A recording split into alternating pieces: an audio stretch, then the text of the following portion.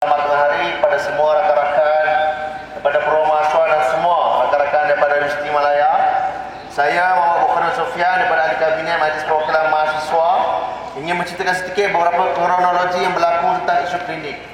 Sebelum ni sahabat-sahabat semua, kami daripada Barisan Pro Mahasiswa telah berjumpa dengan pihak klinik dan kita telah mendengar ura-ura perpindahan klinik ini sejak daripada bulan November lagi. Kita dapat tahu bahawa sekadar kita telah melihat minit mesyuarat dan kita lihat di situ ada beberapa masalah yang berlaku. Pertamanya sahabat-sahabat semua, kita dapat lihat dalam minit mesyuarat tersebut bahawasanya klinik yang akan dipindahkan ke PPM ini akan digabungkan antara perkhidmatan pelajar dan juga perkhidmatan staf.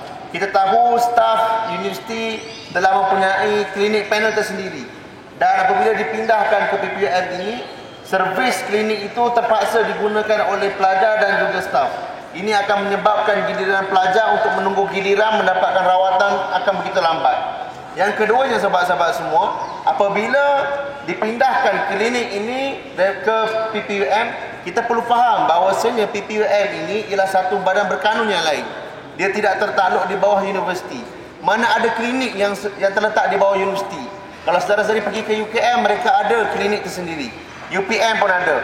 Tapi mengapa kita pindahkan klinik yang di bawah universiti ke badan berkanun yang lain? Ini satu benda yang memuskilkan kita. Dan kalau kita lihat keadaan BPM ini, mereka terlalu sibuk dengan rawatan-rawatan yang rawatan-rawatan yang kronik, sakit jantung dan sebagainya. Sedangkan pelajar kita pergi ke klinik hanyalah untuk sakit, demam, selesema dan sebagainya. Kita tidak perlukan rawatan pakar daripada klinik.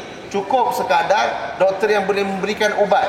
Tetapi apabila diberikan hujah oleh pihak pentadbiran bahawasanya untuk mendapatkan khidmat pakar, saya rasa itu bukan satu hujah yang konkret untuk memindahkan klinik daripada Kolej 12 ke PPUM.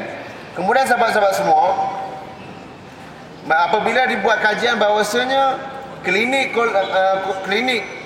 kesihatan Universiti Malaya itu yang terletak di Kolej 12 itu dikira sudah tidak selesa lagi dan tidak sesuai sebab berlakunya kebocoran air di atas dan tempat itu perlu dipindahkan. Persoalan yang penting sahabat-sahabat semua, kalau nak dipindahkan ke tempat yang kekal tidak mengapa, tetapi perpindahan klinik ini ke PPUM ini hanyalah selama 3 tahun. Kemudian setelah 3 tahun akan dipindahkan ke bangunan yang lain. Jadi kita rasa lebih baik dikekalkan di Kolej Kediaman ke-12 sebelum dipindahkan ke tempat yang lain. Sebab saya rasa tidak ada masalah kalau kita kekalkan klinik itu di Kolej Kediaman ke-12. Jadi saya rasa mungkin setakat ini maklumat yang saya boleh kongsikan kepada rakan-rakan.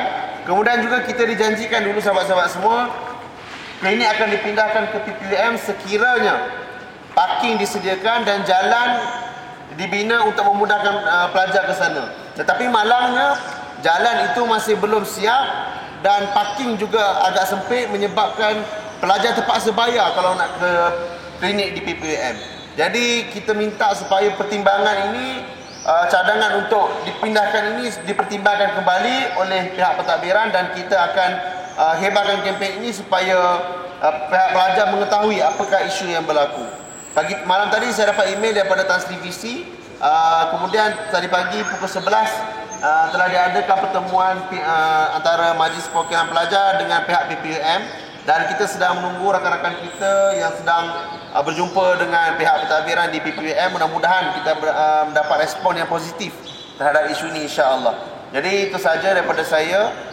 Mohon sahabat-sahabat sebarkan maklumat ini kepada rakan-rakan yang lain. Wallahu a'lam. Assalamualaikum warahmatullahi wabarakatuh.